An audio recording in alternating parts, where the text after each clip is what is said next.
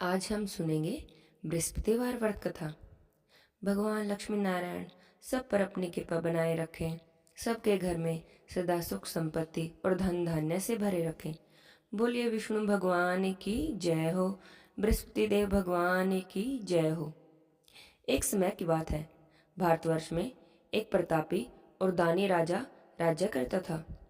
वह प्रतिदिन गरीबों और ब्राह्मणों की सहायता करता, हर एक दिन दान पुण्य करता। लेकिन यह उसकी बातें उसकी रानी को बिल्कुल भी अच्छी नहीं लगती। वह ना तो गरीबों को दान देती और ना ही भगवान का पूजन करती, और राजा से भी दान पुण्य करने से मना करती। एक दिन की बात है कि राजा तो शिकार खेलने वन गए हुए थे। घर में रानी और दासी ही थी।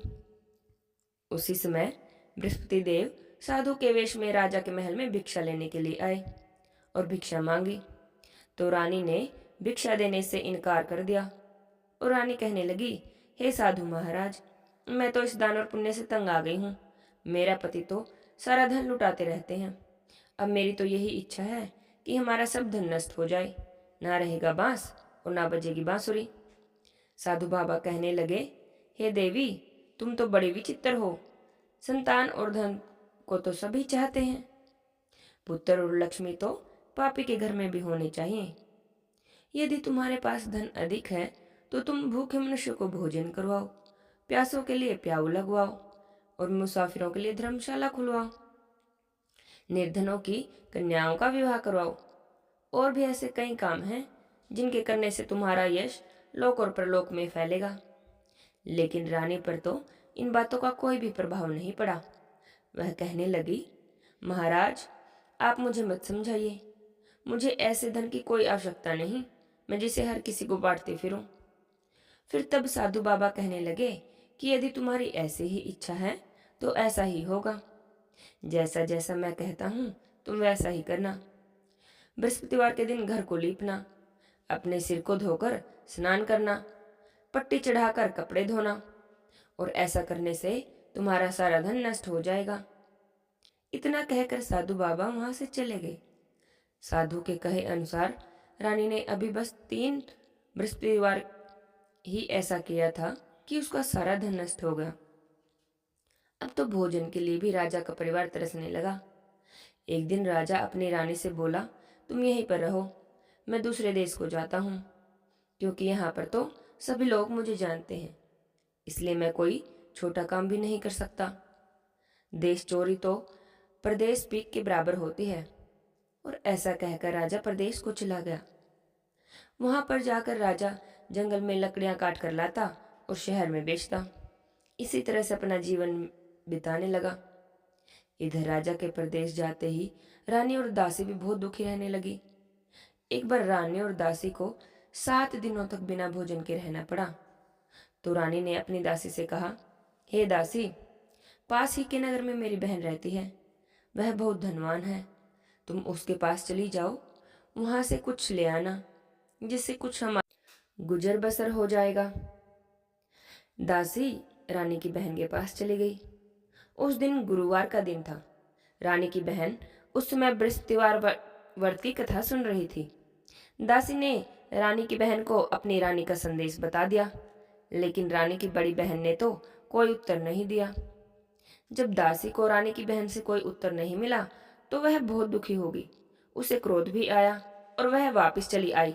दासी ने वापस आकर रानी को सारी बात बता दी और कहने लगी कि रानी, आपकी बहन तो बहुत घमंडी है, वह तो छोटे मनुष्यों से बात भी नहीं करती। उधर रानी की बहन ने सोचा कि मेरी बहन की दासी आई थी, पर मैं उससे बोली भी नहीं, इससे वह बहुत दुखी हुई होगी। यह सोचकर कथा को सुनकर पूजन समाप्त करके वह अपनी बहन के घर आई और कहने लगी कि हे बहन, आज बृहस्पतिवार का दिन है, मैं बृहस्पतिवार का व्रत कर रही थी। तुम्हारी दासी मेरे घर पर आई, पर जब तक कथा होती है तब तक न तो उठते हैं और न ही बोलते हैं, इसलिए मैं न बोली। दासी, तुम कहो, तुम क्यों गई थी? तब रानी कहने लगी, बहन, तुमसे क्या छुपाऊं, हमारे घर में तो खाने तक को अनाज नहीं था। ऐसा कहते कहते रानी की आंखें भर आई। दासी समेत पिछले 7 दिनों से भूखे रहने की सारी बातें रानी ने अपनी बहन को बता दी। अब रानी की बहन बोली, देखो बहन, भगवान बृहस्पति देव सभी की मनोकामना पूरी करते हैं। अंदर जाकर देखो, शायद तुम्हारे घर में भी अनाज रखा हो। पहले तो रानी को विश्वास नहीं हुआ, पर जब बहन बार बार कहने लगी तो उसने अपनी दासी को अंदर भेजा।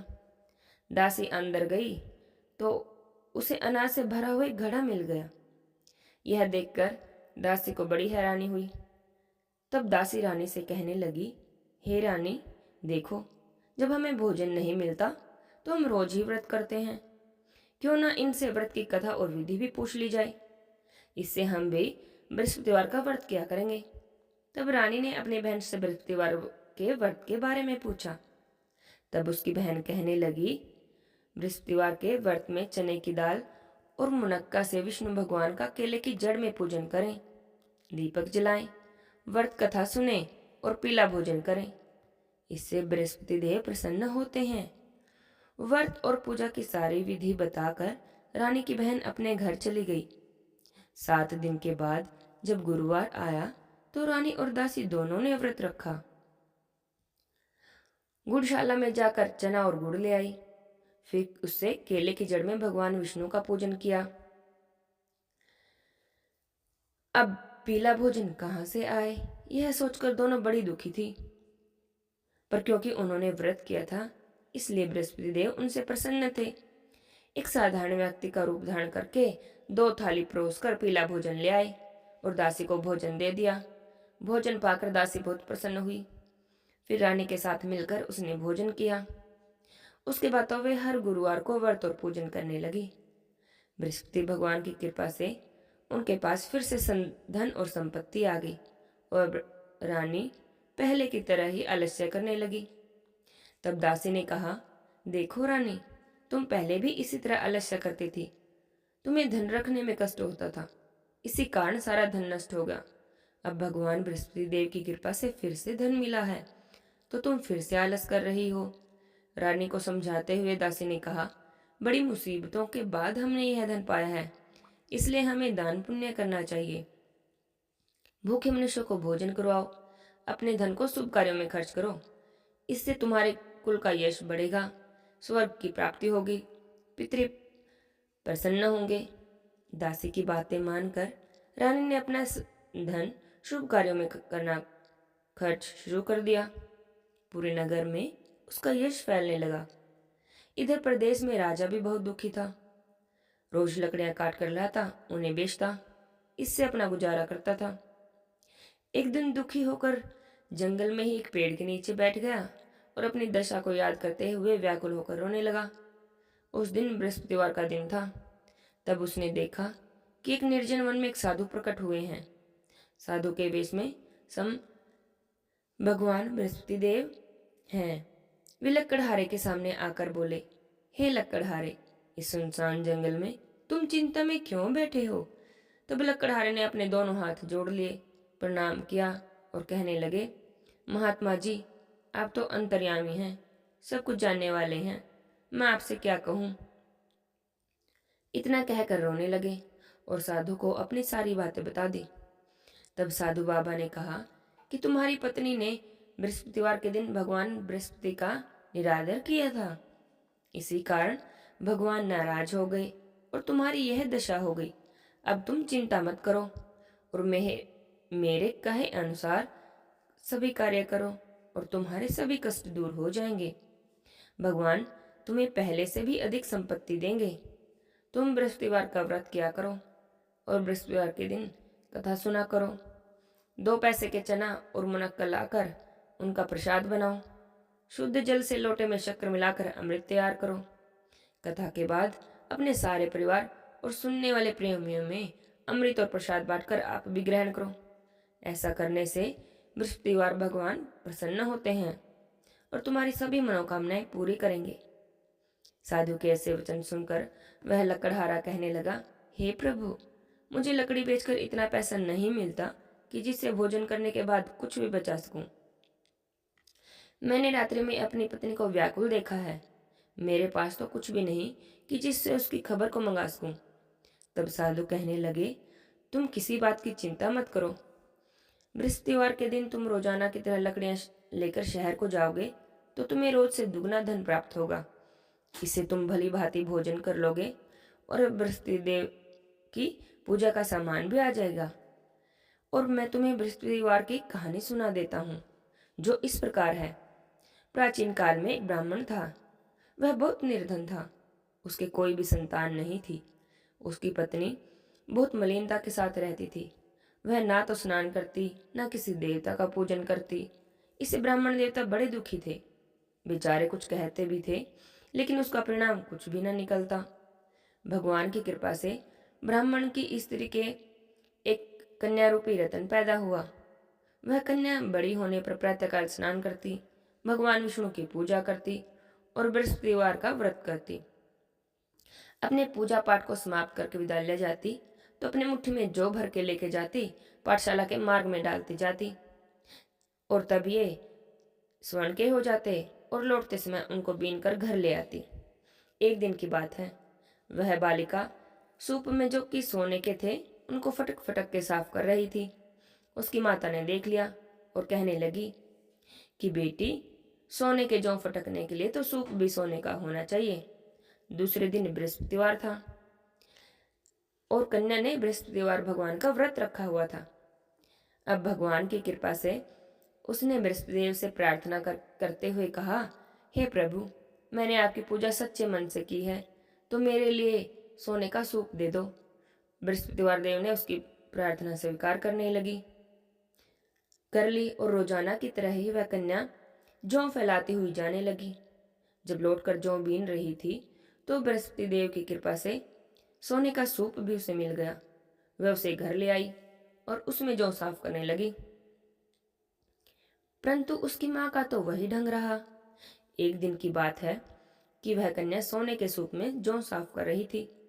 उसी समय शहर का राजपुत्र वहां से होकर निकला।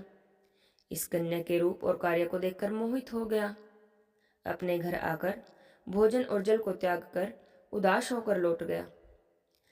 राजा को जब इस बात का पता चला तो अपने प्रधानमंत्री के साथ उसके पास गए और कहने लगे, बेटा, तुम्हें किस बात का कष्ट है? क्या किसी ने तुम्हारा अपमान किया है या कोई और कारण है? कहो, मैं वही कार्य करूंगा जिसमें तुम्हें प्रसन्नता हो। अपने पिता की राजकुमार ने जब ऐसी बातें सुनी तो कहने लगा, पिताजी, मुझे आपकी कृपा से किसी बात का दुख नहीं है। किसी ने मेरा अपमान नहीं किया, परंतु मैं उस लड़की से विवाह करना चाहता हूँ जो सोने के सूप में जौ साफ कर रही थी। इतना सुनकर तो राजा भी आश्चर्य में पड़ गया और कहने लगा, बेटा, इस तरह की कन्या का पता तुम ही लगाओगे तो मैं उसके साथ तुम्हारा विवाह अवश्य ही करवा दूंगा। अब राजकुमार ने उस लड़की के घर का पता बताया तो मंत्री उस लड़की के घर गए और ब्राह्मण देवता को सारा हाल कह सुनाया। ब्राह्मण राजकुमार के साथ अपनी कन्या का विवाह करने के लिए तैयार हो गए। विधि विधान से ब्राह्मण की कन्या का विवाह राजकुमार से हो गया। कन्या के घर से जाते ही पहले की भांति ब्राह्मण देवता के घर में तो गरीबी का निवास हो गया। अब तो भोजन भी बड़ी मुश्किल से मिलता था। एक दिन दुखी होकर ब्राह्मण देवता अपनी पुत्री के पास गए। अब जब बेटी ने पिता को दुखी देखा तो अपनी माँ का हालचाल पूछा। तब ब्राह्मण देवता ने सभी हाल कह सुनाया। कन्या ने बहुत सा धन देकर अपने पिता को विदा कर दिया। इस तरह से ब्राह्मण का कुछ समय तो सुख से बीता, लेकिन कुछ दिन बाद फिर से वही हाल हो गया। ब्राह्मण फिर से अपनी कन्या के यहाँ गए और सारा हाल कह दिया तो लड़की कहने लगी, पिताजी, आप माता को यहीं ले आओ, मैं उन्हें सारी विधि बता दूंगी जिससे सारी गरीबी दूर हो जाएगी। ब्राह्मण देवता अपनी पत्नी को साथ लेकर पहुंचे तो बेटी अपनी माँ को समझाने लगी कि हे माता, हे माँ, तुम प्रातःकाल उठकर स्नान करके सबसे पहले विष्णु भगवान का पूजन किया करो, बृहस्पतिवार का व्रत किया करो, कथा पढ़ा करो तो तुम्हारी सारी दरिद्रता दूर हो जाएगी। पर उसकी माँ ने उसकी एक भी बात नहीं मानी। प्रातःकाल उठकर अपने बच्चों की झूठ को खा लिया। इससे उसकी पुत्री को तो बहुत गुस्सा आया और उसने रात को कोठरी से सभी सामान निकाला और अपनी माँ को उसमें बंद कर दिया। प्रातःकाल उसे निकाला, स्नान आदि करके पाठ करवाया तो उसकी माँ की बुद्धि भी ठीक हो गई। फिर वह भी प्रत्येक बृहस्पतिवार का व्रत करने लगी और विष्णु भगवान का पूजन करने लगी। इस व्रत के प्रभाव से उसके माता पिता बहुत ही धनवान और पुत्रवान हो गए। बृहस्पतिवार भगवान की कृपा से इस लोक में सभी सुखों को भोगकर स्वर्ग को प्राप्त हुए। बोलिए विष्णुदेव भगवान की जय हो। इस लकड़हारे की तरह ही भगवान बृहस्पतिदेव की कथा को सुनकर साधु बाबा वहां से अंतर्ध्यान हो गए। धीरे धीरे समय व्यतीत हुआ और बृहस्पतिवार का दिन आया। लकड़हारा जंगल से लकड़ी काटकर शहर में बेचने गया तो उसे उस दिन से अधिक पैसे मिले। राजा ने चना और गुड़ आदि लाकर गुरुवार का व्रत किया। उस दिन से उसके सारे दुख दूर हो गए। पर जब दोबारा बृहस्पतिवार का दिन आया तो वह व्रत करना भूल गया। इस कारण बृहस्पतिवार भगवान उससे नाराज हो गए। उस दिन नगर के राजा ने विशाल यज्ञ का आयोजन किया था और शहर में घोषणा करवा दी थी कि कोई भी मनुष्य अपने घर भोजन नहीं बनाएगा और ना ही आग जलाएगा और सभी जनता मेरे यहाँ भोजन करने आएगी। इस आज्ञा को जो कोई नहीं मानेगा उसे फांसी की सजा दी जाएगी। यह घोषणा सारे नगर में करवा दी गई। राजा की आज्ञा के अनुसार शहर के सभी लोग भोजन करने गए, लेकिन लकड़हारे को कुछ देर हो गई। इसलिए राजा उसे अपने साथ अपने घर ले गए और ले जाकर भोजन करा रहे थे तो राजा की दृष्टि उस खूंटी पर पड़ी जिस पर उसका हार लटका हुआ था। वह हार उसे वहां पर दिखाई नहीं दिया। तब रानी ने सोचा कि इस मनुष्य ने ही मेरा हार चुराया है और उसी समय सिपाही को बुलवाकर उसे कारागार में डलवा दिया गया। जब लकड़हारा कारागार में पड़ गया तब बहुत दुखी हो गया और सोचने लगा, न जाने कौन से पूर्व जन्म के कर्म से मुझे यह दुख प्राप्त हुआ है। और उन्हीं साधु को याद करने लगा जो उसे जंगल में मिले थे। उसी समय तत्काल बृहस्पति देव प्रकट हुए साधु के रूप में और उसकी दशा को देखकर कहने लगे, अरे मूर्ख, तूने बृहस्पति देव की कथा नहीं की, इसी कारण तुझे यह दुख प्राप्त हुआ है। अब तू चिंता मत कर, बृहस्पतिवार के दिन कारागार के दरवाजे पर तुझे 4 पैसे पड़े मिलेंगे। तू उनसे बृहस्पति देव की पूजा करना तो तेरे सारे दुख दूर हो जाएंगे। बृहस्पतिवार का दिन आने पर उसे 4 पैसे पड़े मिले। लकड़हारे ने कथा कही। उसी रात्रि को बृहस्पति देव ने उस नगर के राजा को स्वप्न में कहा, हे राजा, तुमने जिस आदमी को कारागार में बंद किया है वह निर्दोष है, वह राजा है, उसे छोड़ दो। रानी का हार उसी खूंटी पर लटका है। अगर तुम ऐसा नहीं करोगे तो मैं तुम्हारे सारे राज्य को नष्ट कर दूंगा। इस तरह की रात्रि का स्वप्न जब राजा ने सुबह उठा तो देखा कि हार तो खूंटी पर ही लटका हुआ है। तो राजा ने लकड़हारे को बुलाया और उससे क्षमा मांगी। लकड़हारे को योग्य सुंदर वस्त्र आभूषण देकर विदा कर दिया। पशुपति देव की आज्ञा से लकड़हारा अपने नगर को चल दिया। जब राजा अपने नगर के निकट पहुंचा तो उसे बड़ा आश्चर्य हुआ कि नगर में पहले से अधिक बाग, तालाब, कुएं, बहुत से धर्मशाला, मंदिर आदि बने हुए थे। राजा ने पूछा, ये किसका बाग और धर्मशाला है? तो नगर के सभी लोग कहने लगे कि तो सब रानी और दासी के ही कार्य हैं। अब राजा को तो बहुत आश्चर्य हुआ और गुस्सा भी आया। अब जब रानी ने खबर सुनी कि राजा आ रहे हैं तो उन्होंने दासी से कहा, दासी, जाओ देखो, राजा हमें कितनी बुरी हालत में छोड़कर गए थे। अब हमारी ऐसी हालत देखकर वह कहीं लौट ना जाएं, इसलिए तुम दरवाजे पर ही खड़ी हो जाओ। रानी की आज्ञा के अनुसार दासी दरवाजे पर ही खड़ी हो गई। अब जब राजा आए तो उन्हें अपने साथ लिवा लाई। अब राजा ने क्रोध करते हुए अपनी रानी से पूछा, बताओ तुम्हें सब धन कैसे प्राप्त हुआ है? तब रानी और दासी ने कहा कि हमें तो यह सब धन बृहस्पति देव के व्रत के प्रभाव से प्राप्त हुआ है। अब तो राजा ने निश्चय कर लिया कि मेरे राज्य के सभी लोग जो भी सभी बृहस्पति देव का पूजन करते हैं, मैं भी वैसे ही हर रोज बृहस्पति देव का पूजन किया करूंगा। दिन में 3 बार कहानी कहूंगा और रोज व्रत करूंगा। हर समय राजा के दुपट्टे में चने की दाल बंधी रहती। राजा दिन में 3 बार कहानी कहता। एक रोज राजा ने सोच लिया कि कि चलो अपनी बहन के यहाँ मिलकर आते हैं। यह सोच करके राजा घोड़े पर सवार होकर अपनी बहन के यहाँ चल दिया। यहाँ चलते हुए उसने रास्ते में सोचा और देखा कि कुछ आदमी एक मुर्दे को ले जा रहे थे। उन्हें रोककर राजा कहने लगा, अरे भाइयों रुको, मेरी बृहस्पति देव की कथा को सुन लो। तो वो कहने लगे कि हमारा तो आदमी मरा पड़ा है और उसे अपनी कथा की पड़ी है। पर उनमें से कुछ आदमी कहने लगे, ठीक है, कहो, हम तुम्हारी कथा भी सुन लेंगे। राजा ने दाल निकाली और कथा कहने लगा। जब कथा पूरी हुई तो मुर्दा हिलने लग गया। अब जब बृहस्पति देव की कथा समाप्त हो गई तो राम राम करते हुए वह मनुष्य खड़ा हो गया। अब राजा आगे चला गया और आगे चलते हुए मार्ग में उसे एक किसान खेत में हल चलाता हुआ दिखा। तो राजा ने उसे देखकर रुका और उसे भी कहने लगा, अरे भैया, मेरी बृहस्पतिवार व्रत की कथा सुन लो। किसान कहने लगा, जब तक मैं तेरी कथा सुनूंगा तब तक तो 4 हरिया और जोत लूंगा, तू अपनी कथा किसी और को सुनाना। अब राजा आगे चलने लगा। राजा के हटते ही बैल पछाड़ खाकर गिर गई। किसान के पेट में बड़े जोर से दर्द होने लगा। उसी समय उसकी माँ रोटी लेकर आ गई। जब उसने देखा तो अपने बेटे से सब हाल पूछा। बेटे ने सब हाल कह सुनाया तो बुढ़िया दौड़ी दौड़ी उसी घुड़सवार के पास गई और कहने लगी कि बेटा, मैं तेरी कथा सुनूंगी, तुम अपनी कथा मेरे खेत में चलकर कहो। अब राजा बुढ़िया के साथ खेत में जाकर कहानी कहने लगे। कहानी सुनते सुनते ही बैल उठकर खड़े हो गए और किसान के पेट का दर्द भी चला गया। चलते चलते राजा अपनी बहन के घर पहुंच गया। बहन ने भाई की खूब मेहमान नवाजी की। अब दूसरी रोज प्रातःकाल जब राजा जगा तो देखने लगा कि सभी लोग भोजन कर रहे हैं। तो राजा अपनी बहन से कहने लगा, ऐसा कोई मनुष्य हो जिसने भोजन ना किया हो तो मेरी बृहस्पतिवार की कथा सुन लो।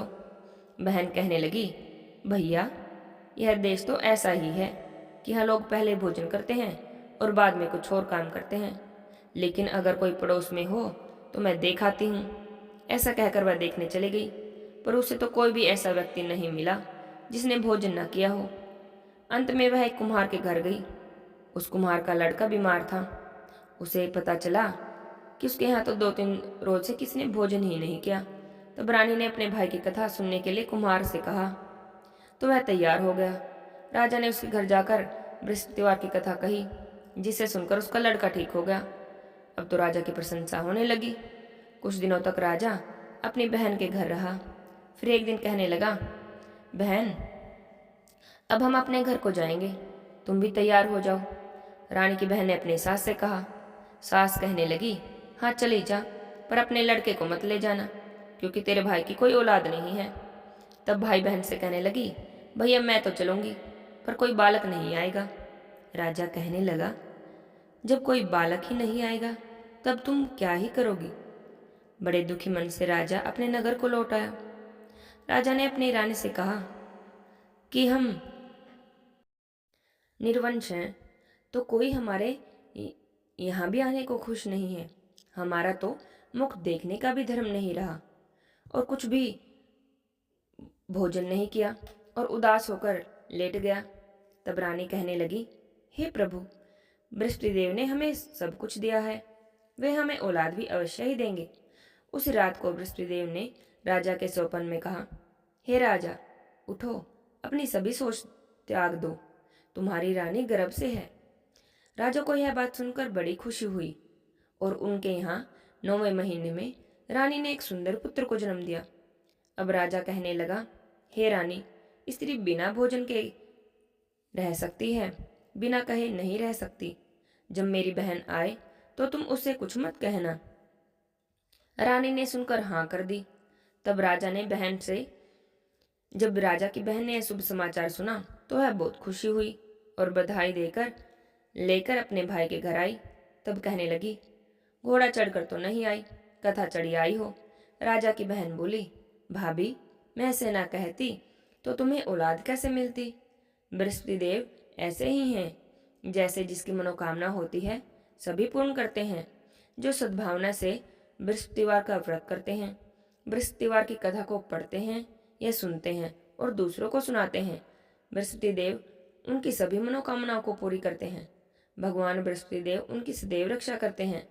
संसार में जो भी मनुष्य सद्भावना से भगवान जी का पूजन और व्रत करते हैं, सच्चे मन से उनकी भक्ति करते हैं, तो उनकी सभी मनोकामनाएं पूरी होती हैं। जैसे सच्ची भावना से राजा और रानी ने उनकी कथा का गुणगान किया, तो उनकी सभी इच्छाएं बृहस्पति देव जी ने पूरी की। इसलिए कथा सुनने के बाद प्रसाद लेकर जाना चाहिए और हृदय में उनका मनन करते हुए जयकारा बोलना चाहिए। बोलिए बृहस्पति देव भगवान की जय हो, विष्णुदेव भगवान की जय हो। बृहस्पति देव भगवान की आरती। ओम जय बृहस्पति देवा, ओम जय बृहस्पति देवा, छिन छिन भोग लगाऊं कदली फल मेवा। ओम जय बृहस्पति देवा, तुम पूर्ण परमात्मा, तुम अंतर्यामी, जगत पिता जगदीश्वर, तुम सबके स्वामी। ओम जय बृहस्पति देवा, ओम जय बृहस्पति देवा, स्वामी जय बृहस्पति देवा, छिन छिन भोग लगाऊं कदली फल मेवा। ओम जय बृहस्पति देवा, चरणामृत निज निर्मल सब पातक हरता, सकल मनोरथ दायक कृपा करो भरता। ओम जय बृहस्पति देवा, ओम जय बृहस्पति देवा, स्वामी जय बृहस्पति देवा, छिन छिन भोग लगाऊं कदली फल मेवा। ओम जय बृहस्पति देवा, तन मन धन अर्पण कर जो जन शरण पड़े, प्रभु प्रकट तब होकर आकर द्वार खड़े। ओम जय बृहस्पति देवा, ओम जय बृहस्पति देवा, स्वामी जय बृहस्पति देवा, छिन छिन भोग लगाऊं कदली फल मेवा। ओम जय बृहस्पति देवा, दीन दयाल दयानिधि भगतन हितकारी, पाप दोष सब हरता भव बंधन हारी।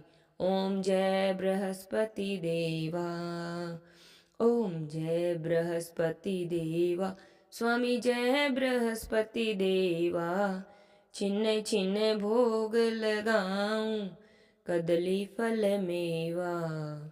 ओम जय बृहस्पति देवा, सकल मनोरथ दायक सब संशय हारो, विषय विकार मिटाओ संतन सुखकारी। ओम जय बृहस्पति देवा, ओम जय बृहस्पति देवा, स्वामी जय बृहस्पति देवा, छिन छिन भोग लगाऊं कदली फल मेवा। ओम जय बृहस्पति देवा, जो कोई आरती आपकी प्रेम सहित गावे, जेठानंद आनंद कर सो निश्चय पावे। ओम जय बृहस्पति देवा, ओम जय बृहस्पति देवा, स्वामी जय बृहस्पति देवा, छिन छिन भोग लगाऊं कदली फल मेवा। ओम जय बृहस्पति देवा। बोले विष्णु भगवान की जय हो, बृहस्पति देव भगवान की जय हो। लक्ष्मी नारायण भगवान, बृहस्पति भगवान ये कथा कहानी कहते सुनते हुंकारा भरते सब पर अपनी कृपा बनाए